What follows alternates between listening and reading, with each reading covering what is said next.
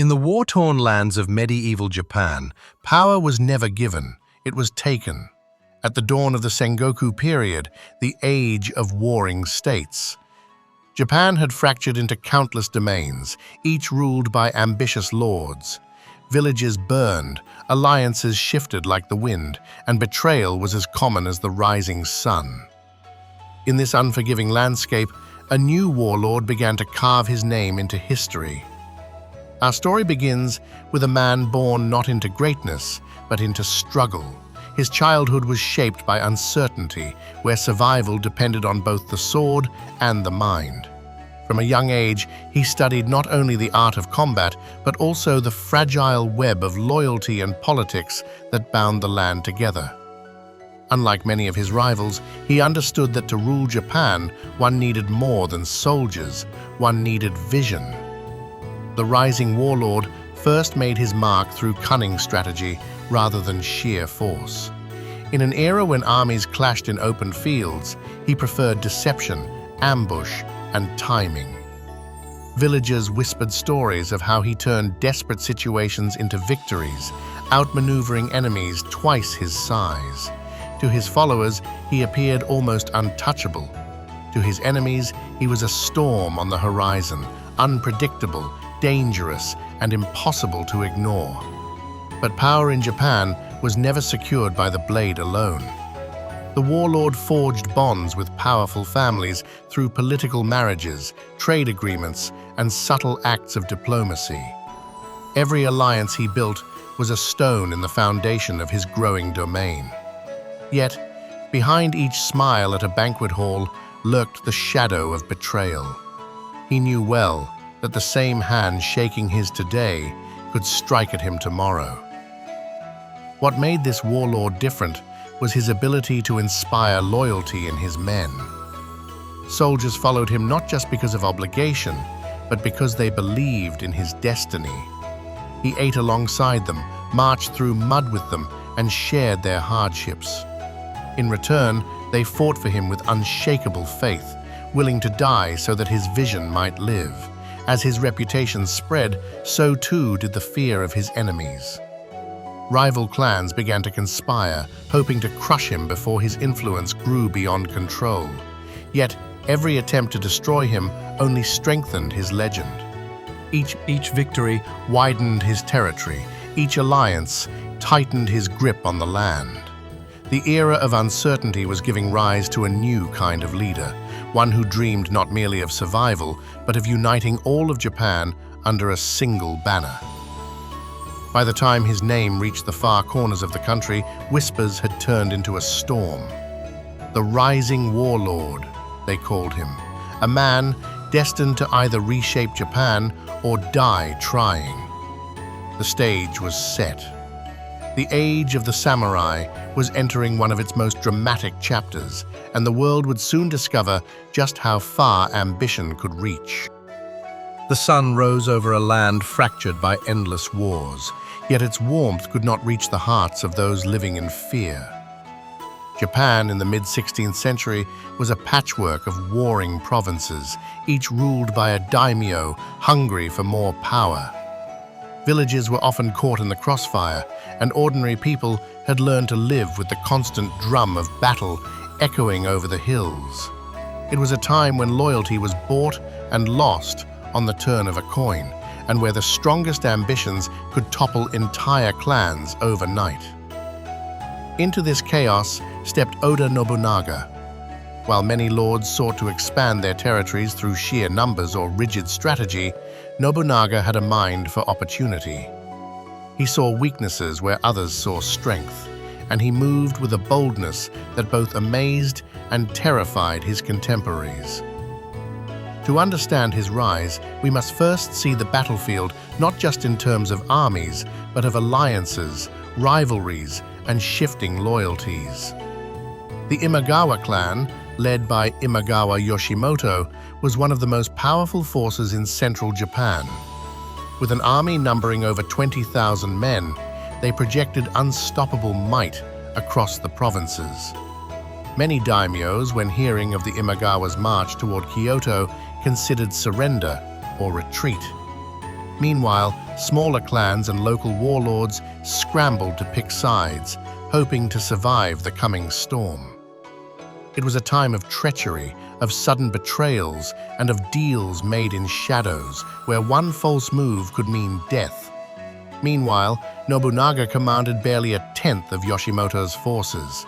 His domain, Owari, was comparatively small, yet he wielded it with unmatched cunning. He knew that sheer numbers could never match strategy, and that in a land where fear often dictated action, perception was as powerful as the sword.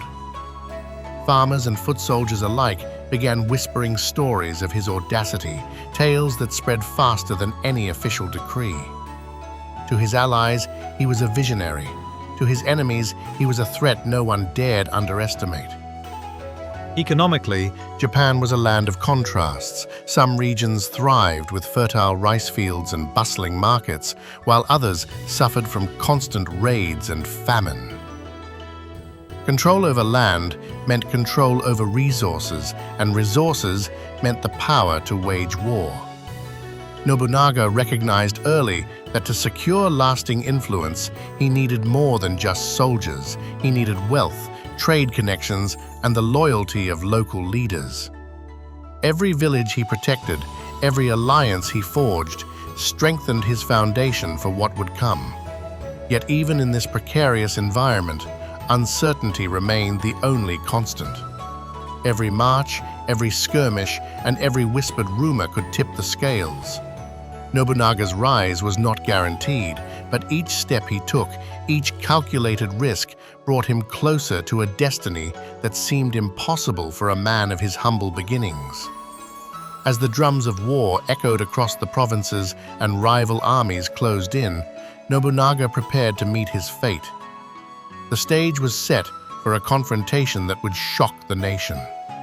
Little did anyone know, the underdog from Owari was about to defy all expectations. Oda Nobunaga's rise was not a product of luck. It was a testament to audacity. In an era where warlords clung to tradition, he embraced innovation.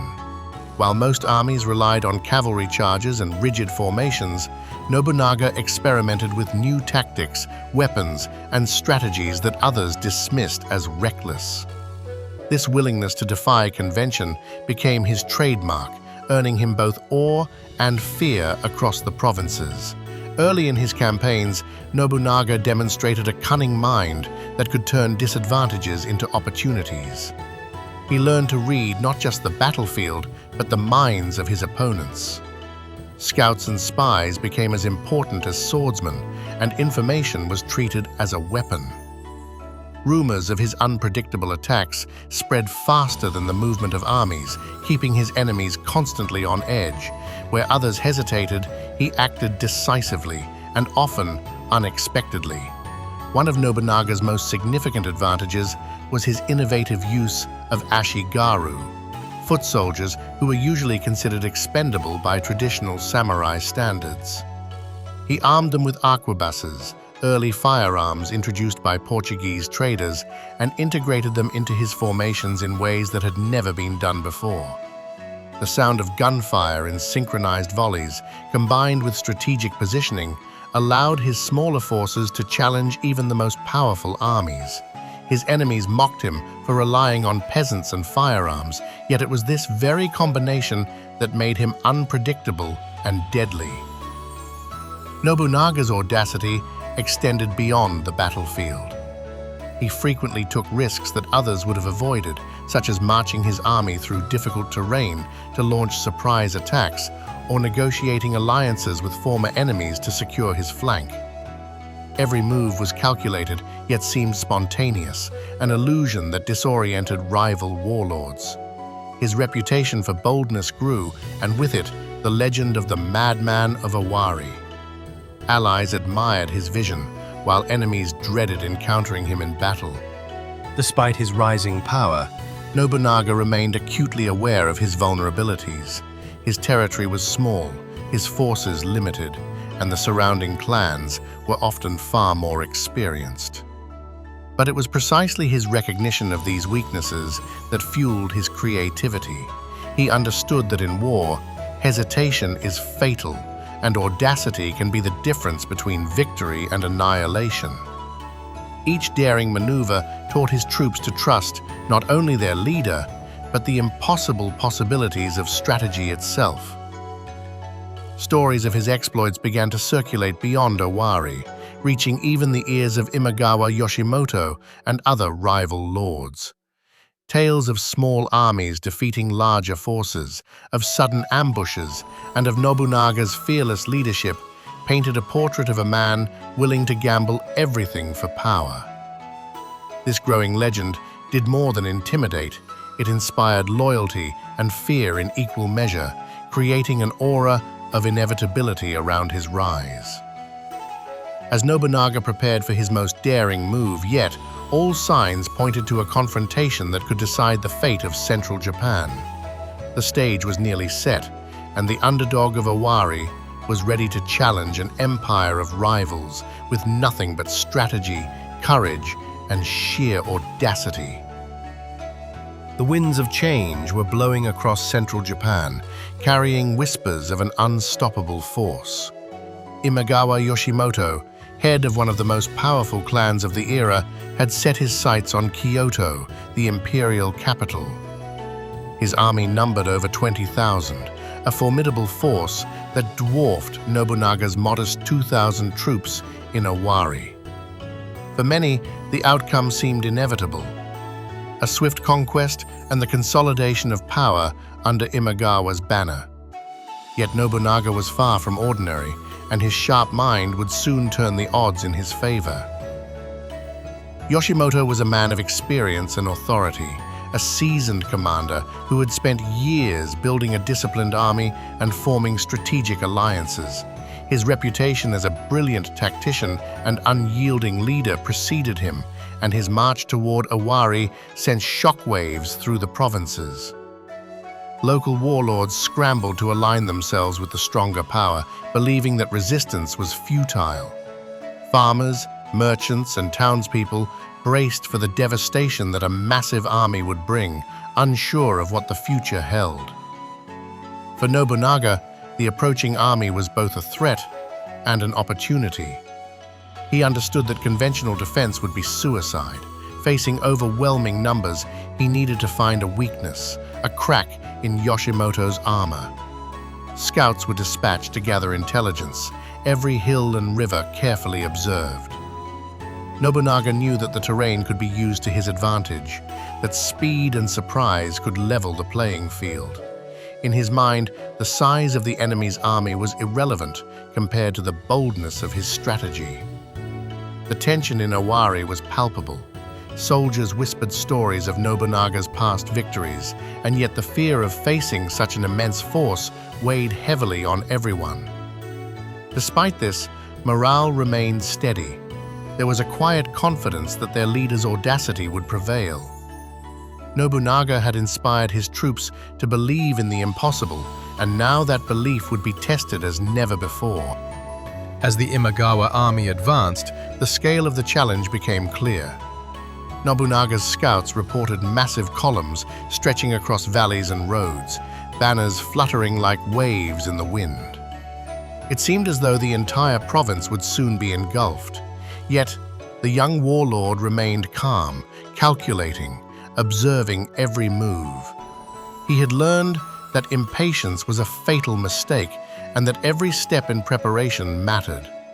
The stage was set for a confrontation that would echo through the history of Japan. In the coming days, the clash would test not just strategies and weapons, but courage, wit, and the resolve of men who stood against overwhelming odds. Nobunaga's boldness had brought him here, but it was the cleverness, the timing, and the willingness to gamble everything that would determine the outcome.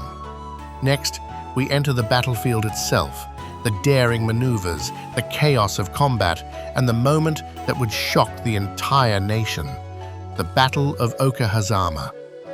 Thunder rolled across the hills of Okahazama, but it was not the storm that weighed on the minds of men. It was fear. Imagawa Yoshimoto's massive army had entered Owari, confident that victory was already in hand. Over 20,000 warriors marched in perfect formation, banners snapping in the wind, a wave of power that seemed unstoppable. Nobunaga's 2,000 men could scarcely be seen against such a tide, yet in their hearts a different storm was brewing, a storm of cunning, audacity, and unyielding resolve. Nobunaga knew that conventional tactics would mean annihilation. His only chance was a surprise attack, striking where no one expected it.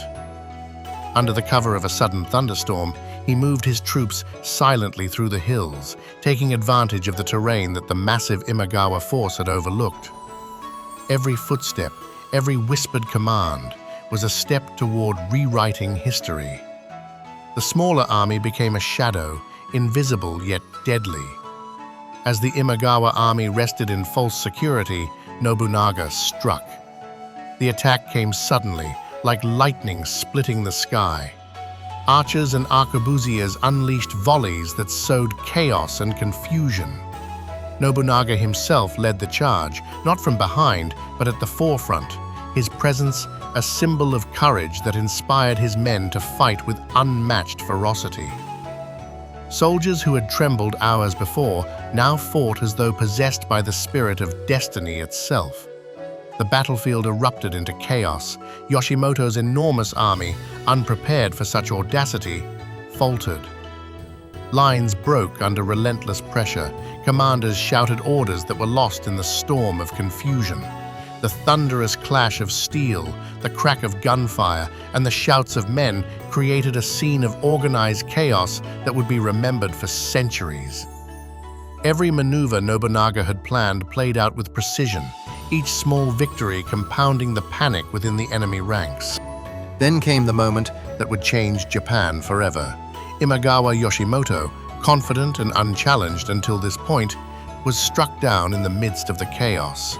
His death sent shockwaves through his forces. Without their leader, the massive army dissolved into disorder, fleeing the hills they had once thought secured. Nobunaga's gamble had succeeded against all odds.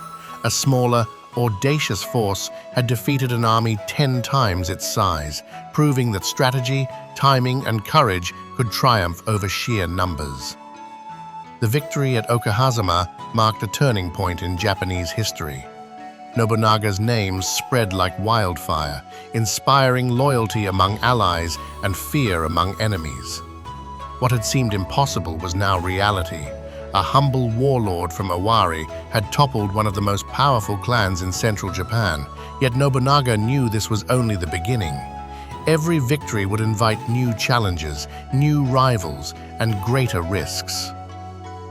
The echoes of victory still rang across the hills of Owari, yet Oda Nobunaga understood that a single triumph was only the first step.